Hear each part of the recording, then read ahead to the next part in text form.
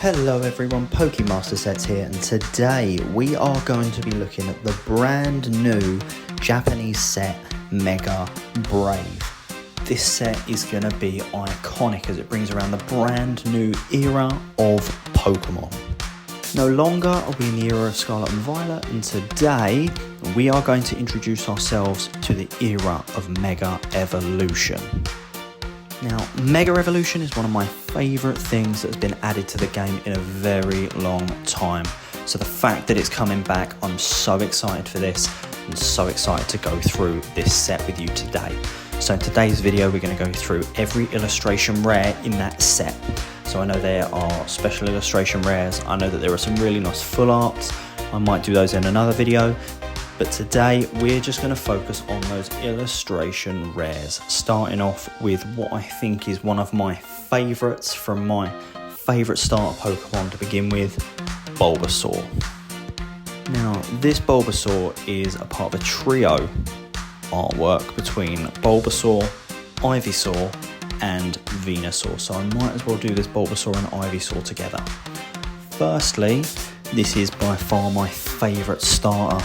So the fact that it's actually coming back and getting some love, I really like that. Secondly, the fact that all of these card arts kind of join together. You can see the nice floral leaves, you can see the really nice colours coming out through these cards. They're going to look so good in a binder or even on a display.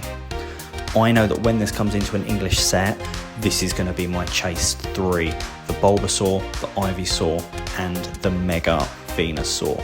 So for that reason, both the Bulbasaur and the Venusaur are going straight up to S rank. They're my favourites and I'm so excited to get these added into my collection.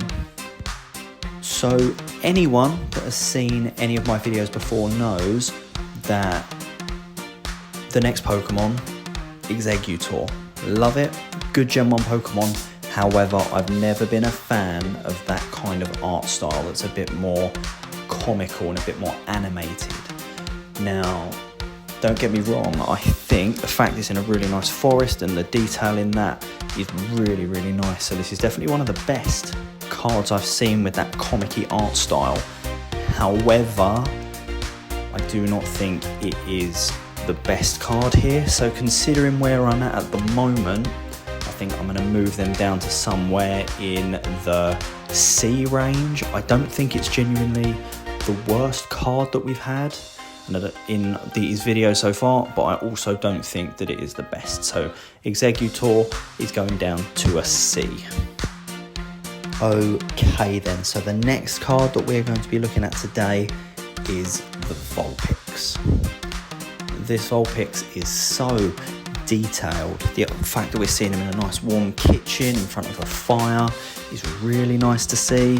The fact that there are those detailed books around as well, I really like that, and I'm a big fan of detailed backgrounds on my cards. The almost sketch-like design of this makes it look like a piece of art more than a Pokemon card. So for that reason, I think I'm going to put this up at an A rank. I gave the Bulbasaur and the Ivysaur S rank because I'm genuinely so excited, and there's only a few cards ever that are going to get me that pumped up and want to even buy those cards if I don't pull them. I wouldn't say I would go that far with this card, so as a result I'm going to put this in the A rank. Then next up we have got the Riolu, which I am really excited for. Now I know that this card is going to become the promo in the Lucario ETB coming out in English, so that's going to be really exciting.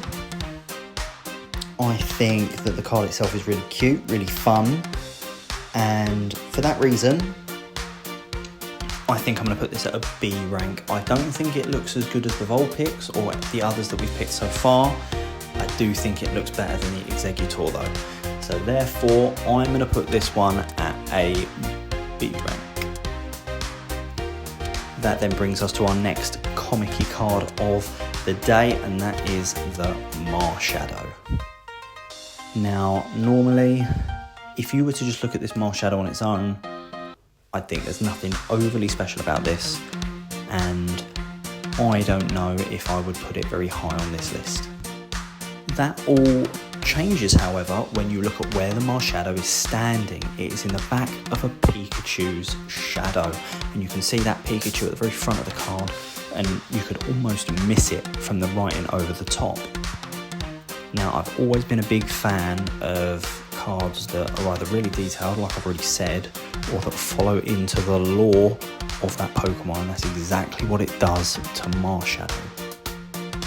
As a result, I think that originally I would have put this in a D rank, but when you take into the fact that he's in the Pikachu shadow, when you take into consideration the fact that he is in action, which is exactly what I love to see on a Pokemon card, I'm 100% going to put this at an A rank. Okay, so next we have got the Garganacl. Again, while I love the use of colour of this card, I don't think that the Garganacl itself really does that much in the way of explaining the card or anything like that.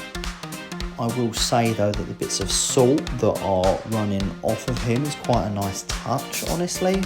That does bring a little bit to it, but I don't think I could put this much higher than a C rank. I don't think it is the greatest card in there, but it's one that I'm sure many people are really going to enjoy.